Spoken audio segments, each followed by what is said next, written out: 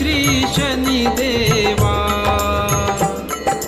सूर्यसुता शनी मूर्ती, तुझी आगाध कीर्ती, एकमुखे काय वर्णू, शेषान चले स्फूर्ती, जय जय श्री शनी देवा। ही नीलांजन समाभास रविपुत्र यमाग्रज, छाया मार्तंड संभूता, तन्नमामि शनेश्वर। बोला शनेश्वर महाराज की। बोला ओम नमः शिवाय, ओम नमः शिवाय, हर हर बोले नमः शिवाय, ओम नमः शिवाय, ओम नमः शिवाय, हर हर बोले नमः शिवाय, नमः शिवाय, ओम नमः शिवाय, हर हर बोले नमः, ओम नमः शिवाय, ओम नमः शिवाय, हर हर बोले, ओम नमः शिवाय, ओम नमः शिवाय, हर हर बोले नमः, ओम नमः शिवाय, ओम नमः शिवाय, हर हर बोले नमः शिवाय, नमः शिवाय, ओम नमः शिवाय, हर हर बोले।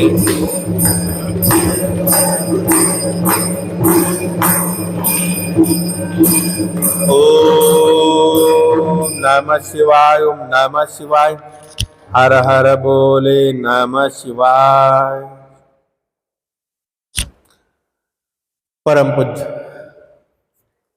विश्व चैतन्य अंधारातून प्रकाशाकडे घेऊन जाणारे महान संत आणि माझे सद्गुरू चैतन्य त्यागेश्वर महाराजांना आपण वंदन करूया। या कलियुगाचा राजा, सत्याचा सागर, सूर्यसूत,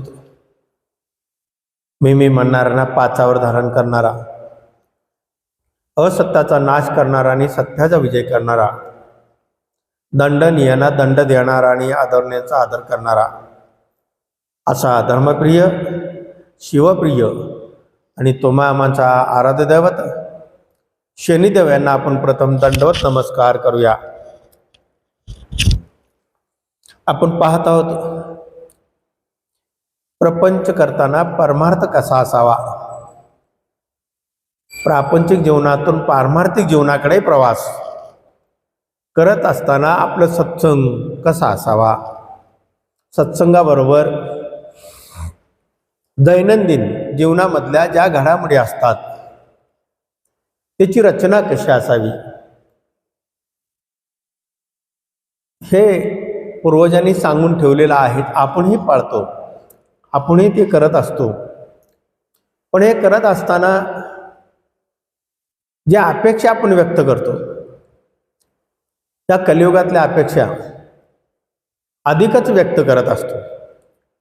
पूजा सामग्री कमी, नामस्मरण कमी आणि अपेक्षा जास्त, यामुळं ताळमेळ बसत नाही। भक्तीचा, संसाराचा मोह आवरत नाही आणि अशामध्ये आपण प्रवास करत राहतो। दिवस सरत असतात, प्रत्येक दिवस असा असतो की आज आपलं देव पावल, उद्या पावल, आज पावल, उद्या पावल। ही रोज या एका शब्दावर आपलं जीवन प्रवास करत असतो, पण कदाचित सुद्धा, यदा कदाचित सुद्धा देव भेटण्याची शक्यता कमी असते। आपल्याला वाटतं,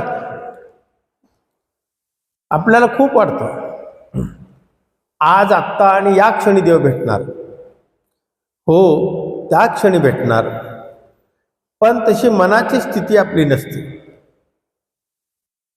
शारीरिक, मानसिक, बौद्धिक सक्षम नसतो। देव त्याचा आतुरतेने वाट पाहत असतो, हा भक्त कधी सक्षम होईल, मला त्याच्या हृदयस्थानी ठेवण्या इतपत तो पात्र होईल का नाही, पात्र झाला तरी तो मला सांभाळेल का नाही, तिथे देव तत्पर असतो आणि ती भावना ठेवून भक्ती करणं आणि निरागस भक्ती करणं. निरागस भक्ती करत असताना त्यावेळेस आपल्याला कशाचीही अपेक्षा नसते, कुठलाही मनामध्ये भाव नसतो, कुठलीही इच्छा नसते. त्या सगळ्या अमृत झालेल्या असतात, निराकार असतो, हृदय स्वच्छ असतं, नेत्रातला भाव बदलतो, आपल्या हालचाली बदलतात आणि त्यावेळेस अलगद ईश्वर आपल्या हृदयास्थानी येऊन विराजमान होतो. आपण अनेक संतांचं उदाहरण पाहतो, अनेक भक्तांचं पाहतो. अनेक संत, साधू संत पूर्वजांनी नुसते संकट झेलली,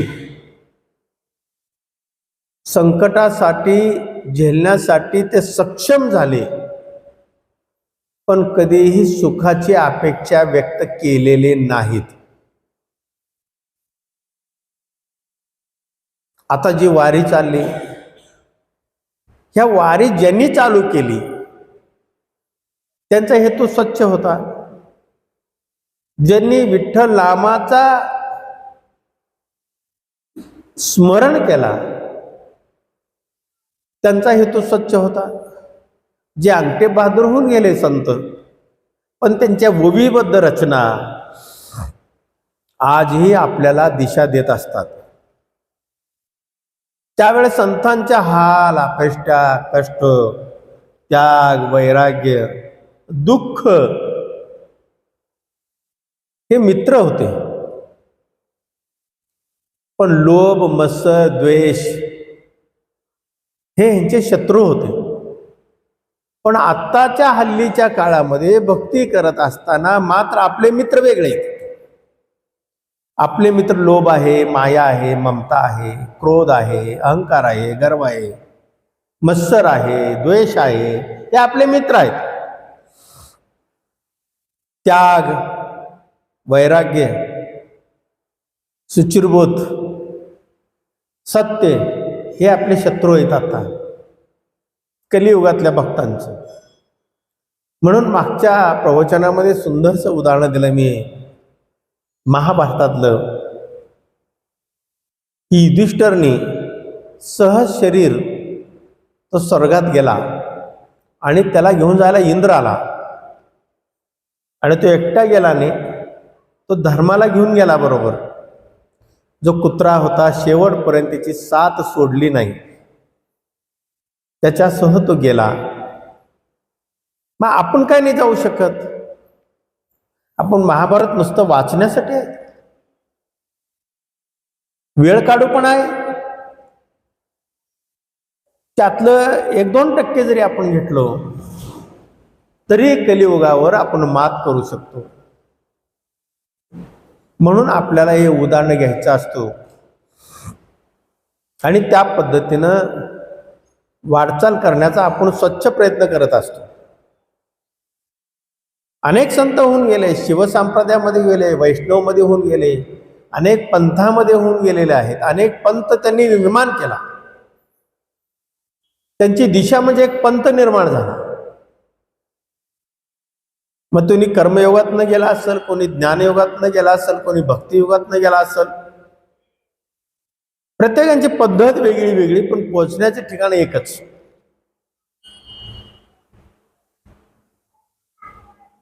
आताच्या वारीमध्ये बघतो, जनाबाईच्या आपण ओव्या ऐकतो, बहिणाबाईंच्या ऐकतो, तुकारामांच्या, ज्ञानबांच्या, नामदेवांच्या. आधी आपल्याला स्फूर्ती देतात, ते ताकद देतात, एक चेतना देतात. मरगळलेलं सुद्धा जिवंत होतो त्यांच्या एक ओवी जरी वाचल्या तर. तेही त्या काळामध्ये प्रपंच केलाच असेल, प्रपंच करून परमार्थ त्यांनी केला.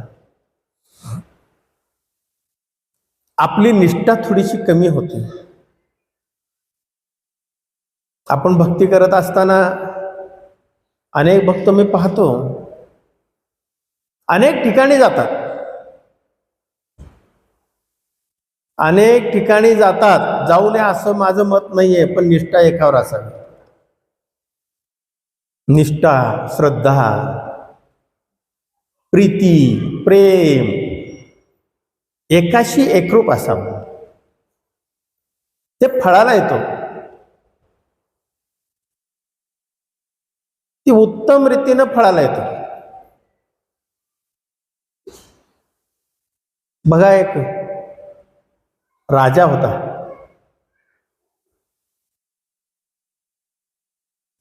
तो राजा खूप मोठा सम्राट होता. सम्राट राजा असून सुद्धा तो भक्ती करत नव्हता. तिची धर्मपत्नी एक निष्ठ होती, शिव उपासक होते. शिवप्रदोष, शिवकाळ, शिवाच्या ज्या ज्या उपासना आहेत त्या सगळ्या उपासना त्या करायच्या. राजा सम्राट तो कधीही निष्ठा ठेवलेला नव्हता. एक दिवस असा दिवस आला, प्रदोष काळ होता, प्रदोषची पूजा मांडणी चालू होती. पूजा मांडणी चालू असताना राजा अचानक आला. पत्नीचं, महाराणी साहेबांचं पूजेचं व्रत चालू होतं, व्रत वैकल्य चालू होतं. तोंडात पाणी न घालता स्नान संध्या उरकून त्या पूजा करत होत्या. तो राजा म्हणाला, मी कामवश झालेला आहे आणि आत्ता तू शयन कक्षामध्ये चल. तेव्हा महाराणी साहेब म्हणाल्या, मी आता शिवाशी संग करते. शिव माझा दाता आहे, विधाता आहे, सर्व काही शिव आहे आणि आपण या पूजेमध्ये सहभाग घ्यावा. आणि पूजेमध्ये सहभाग घेऊन आपणही नामस्मरण करावा. तेव्हा तो ऐकण्याच्या मनस्थितीत नव्हता. तर अन्योन्य पद्धतीनं महाराणी साहेबांना समजावण्याचा प्रयत्न करत होता, पती कसा श्रेष्ठ आहे. तेव्हा महाराणी साहेबांनी ईश्वराशी गाठ बांधल्यामुळं, नामाशी संग असल्यामुळं, भक्तीचा संघ, कर्मयोगाचा संघ, पूजा अर्च्यामध्ये दंग असल्या कारणाने ईश्वराला सांगितली, जर माझी निष्ठा तुझ्याशी असेल, तुझ्या विना जगामध्ये मी कुणाकडे पाहिले नसेल, तर माझ्या पतीचं मन वळव. कालांतराने राजा सुद्धा शिवभक्त झाला. ती पणाला लावले. राजा सुद्धा शिवभक्त झाला आणि भक्तीमध्ये सामील झाला, पूजेमध्ये सहकार्य करायला लागला. त्याचं काम विकार सगळा निघून गेला, वैराग्य प्राप्त झाला आणि वैराग्य प्राप्त जाऊन दोघेही शिवभक्त झाले. दोघेही शिवभक्त झाले. केवळ एक निष्ठेचा फळ, पत्नीची भक्ती, तिचा भाव सगळं शिवचरणावर होतं, शिवाशी एकनिष्ठ होते. असे पुराणामध्ये खूप काही उदाहरण आहेत. एकनिष्ठ, तुमची परीक्षा झाल्याशिवाय ईश्वर तुमच्याजवळ राहणारच नाही. तुम्ही म्हणाल, मी आता असं जपायला बसले ना, आता देव लगेच यावं मला भेटावं. एका गावामध्ये एक ब्राह्मण होता. ब्राह्मण तो शिवाच्या नावावर खूप भिक्षा मागायचा, थोतांडगिरी करायचा, लबाडी करायचा, शिवाची भीती घालवायचा.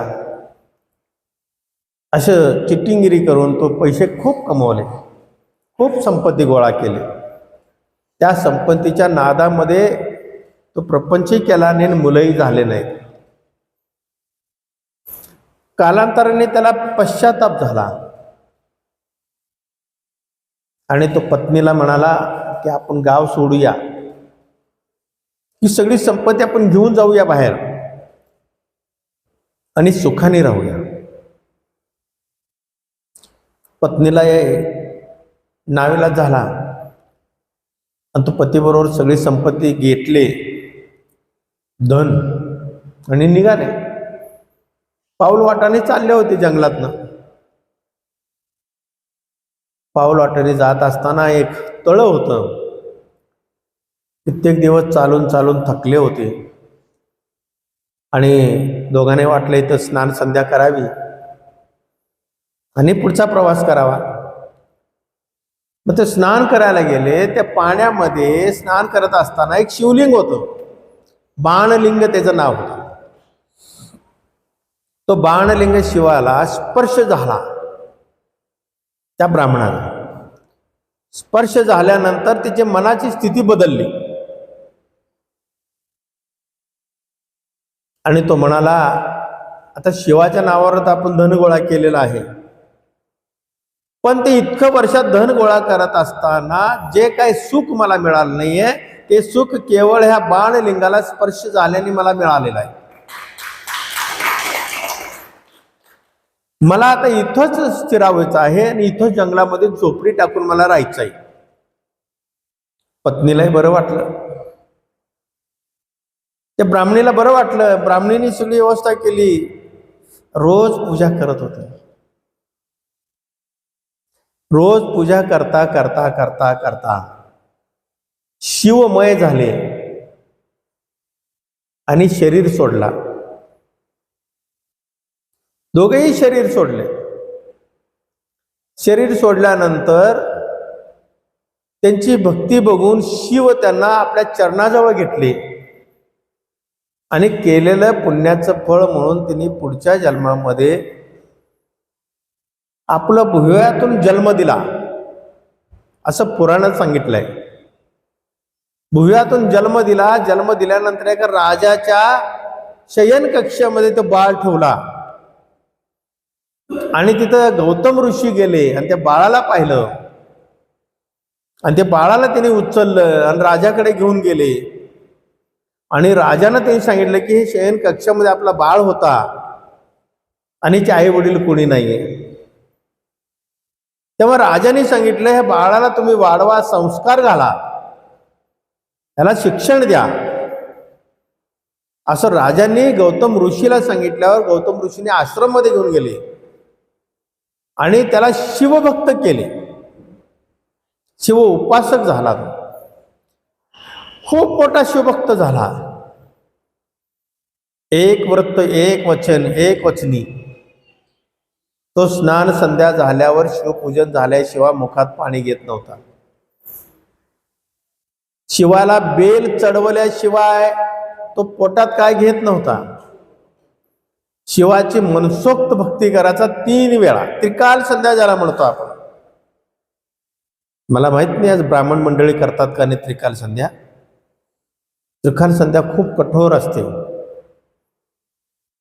कलियुग आहे.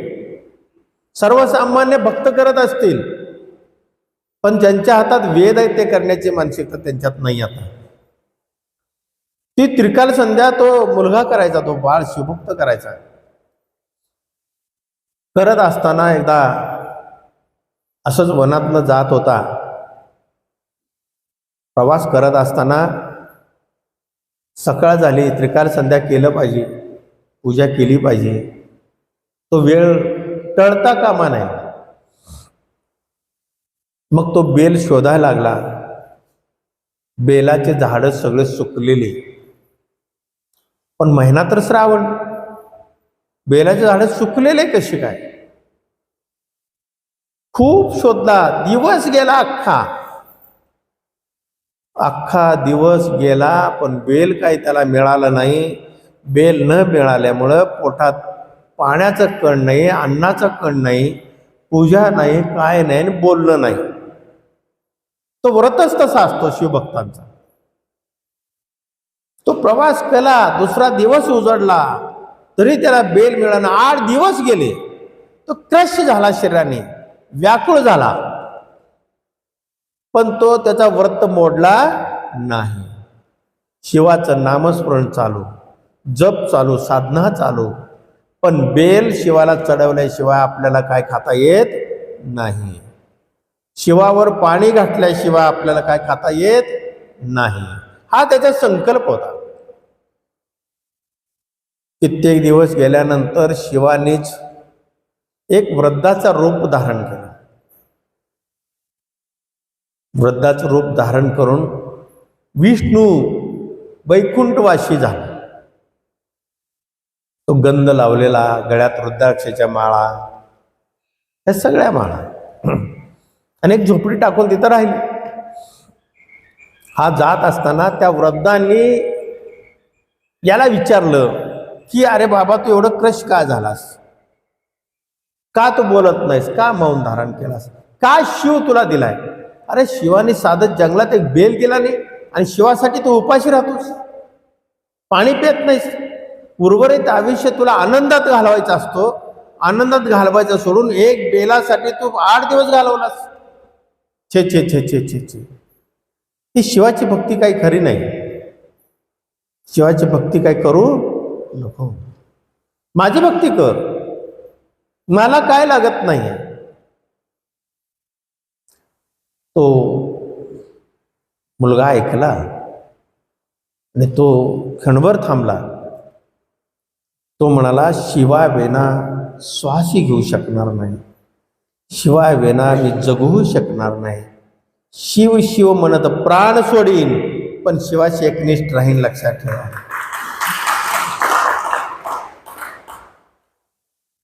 तेव्हा शिव तो भिल्लाच्या, त्या म्हाताऱ्याच्या वृद्धाच्या रूपाने आलेला, वैष्णूच्या रूपाने आलेला, तो मूळ रूप धारण केला आणि ते बालकाच्या डोक्यावर हात ठेवला. अशी ह्याला एकनिष्ठता म्हणतात. निष्ठा, प्रीती, प्रेम, त्याग, वैराग्य. देव तुमच्या जवळच आहे, कुठेही लांब नाही. एक क्षण सोडून, तुम्हाला एक क्षण सुद्धा तुमच्यापासून शिव लांब नाहीये, तुमच्या जवळ आहे. फक्त त्याला दृष्टी बदलाल तर सृष्टी दिसल, सृष्टीतला शिव दिसल. तुम्ही कुठल्याही देवावरती प्रेम करा, कुठल्या देवाशी एक रूपा, एक निष्ठेने राहा. नंतर कलियुगामध्ये तो देव मोठा, हा देव मोठा, त्या देवाला कोंबडं कापायचं, ह्या कोंबडं, ह्या बकरं कापायचं, त्याला देव ऋषी पण लिंबू उतरवा, हे उतरवा, ते उतरवा, कुठल्या तरी देव ऋषाकडे जावा, त्यांची घरं भरा. धर्माची बदनामी, आपली बदनामी, आपला वेळ वाया घालवायचा. कारण नसताना सकर्तृत्वाने कर्म बदलू शकतो, याच्यावर माझा विश्वास आहे. लक्षात ठेवा. स्वतःचं कर्तृत्व शुद्ध असेल तर ईश्वर सुद्धा आपल्याजवळ आल्याशिवाय राहणार नाही. कितीही ज्योतिषाकडे जा, कितीही पोटभरूकडे जा, किती अर्ध हळकुंडाने पिवळे झालेले, गुडघ्याला बाशिंग बांधलेले असे भविष्य सांगणाऱ्याकडे जा, काही फरक पडणार नाही. 1% सुद्धा फरक पडणार नाही. सर्व काही तुमच्या जवळ आहे. ते शोधण्याचे मार्ग वेगळे आहेत. त्याचे शोधण्याचे मार्ग सत्याचा मार्ग आहे, निष्ठेचा मार्ग आहे, प्रीतीचा मार्ग आहे, वैराग्याचा मार्ग आहे, त्यागाचा मार्ग आहे. हे मार्गाने तुम्ही गेलात तर प्रपंचही सुखाचा होईल आणि परमार्थही प्राप्त होईल. बोला ओम नमः शिवाय, ओम नमः शिवाय. हर हर बोल.